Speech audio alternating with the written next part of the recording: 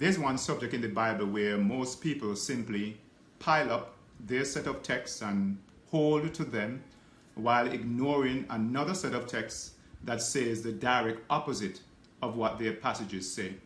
So there is an impasse that is set up with the solution being you believe what you want and I will believe what I want.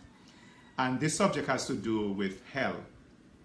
Now, I don't want to go in detail about the subject of hell in this short video, but a word whose interpretation has been the culprit for what I think is all the misunderstanding about hell, and that word is our English word forever or everlasting, or sometimes forever and ever. These words, as they appear in most English translations of the Bible, have been translated from the Hebrew word olam from the Old Testament and aeon in the New Testament Greek. But as we are about to discover, none of these words have the intrinsic meaning of time without end or eternal. They have to be matched with their context to understand the true meaning, and we will now look at some very clear examples of this. The King James Bible, as well as many other, tell us that a bond slave was to serve his master forever. That is in Exodus 21 and verse 6. That is until his death. Here it says, "Then his master shall bring him unto the judges. He shall also bring him to the door or unto the doorpost, and his master shall bore his ear with an awl, and he shall serve him forever." Of course, the slave cannot serve his master forever because someday he's going to die. Now, God's waves of wrath roll over Jonah forever until the Lord delivers him from the large fish belly on the third day. Why? Because we read in Jonah 2 and verse 6, "I went down to the bottoms of the mountains. The earth with her bars was about me forever.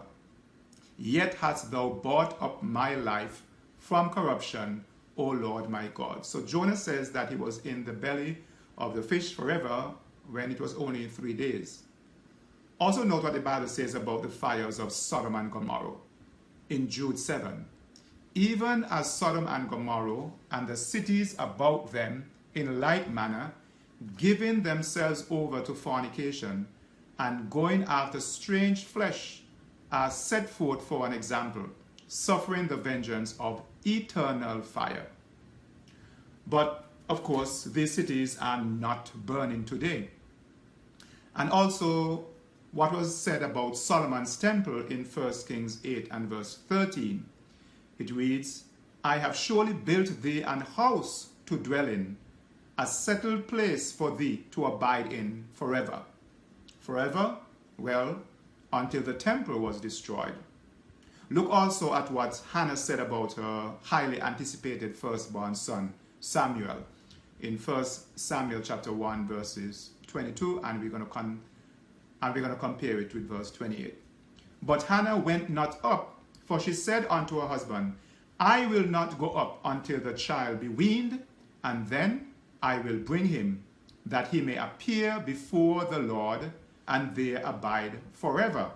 Forever? Verse 28 says, "Therefore also I have lent him to the Lord. As long as he liveth, he shall be lent to the Lord." So within the very same chapter, we are given a clear definition of forever, meaning as long as he lives. Now we would look at an example of the use of the word everlasting in the same text with two different meanings because of the context. And it is Habakkuk 3 and verse 6. And here it reads, "He stood and measured the earth. He beheld and drove asunder the nations. And the everlasting mountains were scattered. The perpetual hills did bow. His ways are everlasting."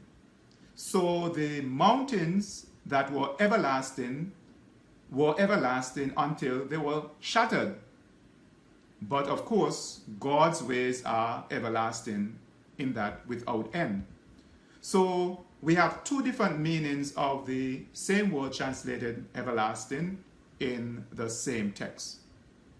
Now, Israel's affliction is also portrayed as being incurable in Jeremiah chapter 30. Well, that is until the Lord will restore health and heal her wounds.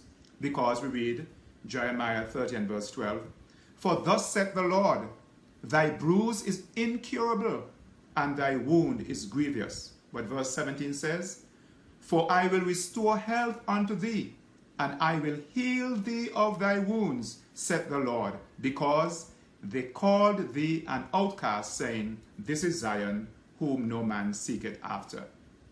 Now, John uses this passage to talk about the destruction of the wicked in Revelation 14 and verse 11. And that passage is Isaiah 38, 8 to 10.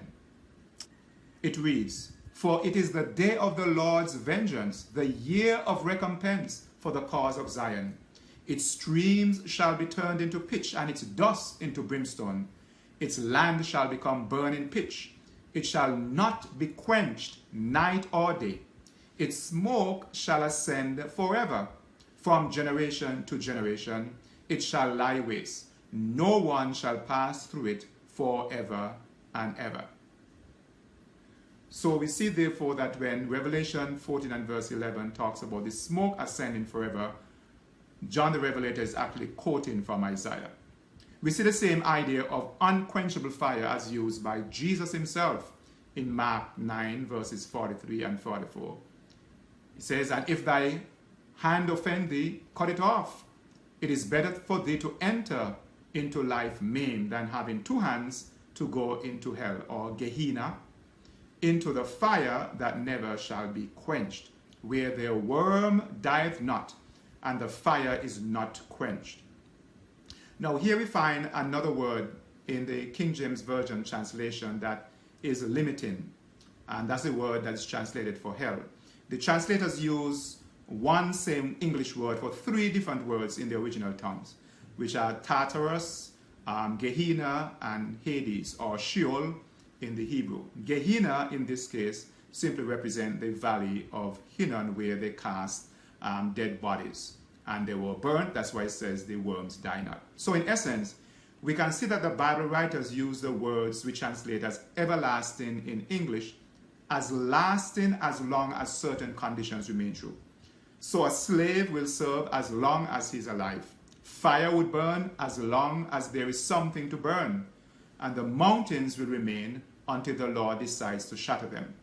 We can therefore easily get the wrong idea when we read our English understanding of the word forever and everlasting into most Bible translations' use of these words.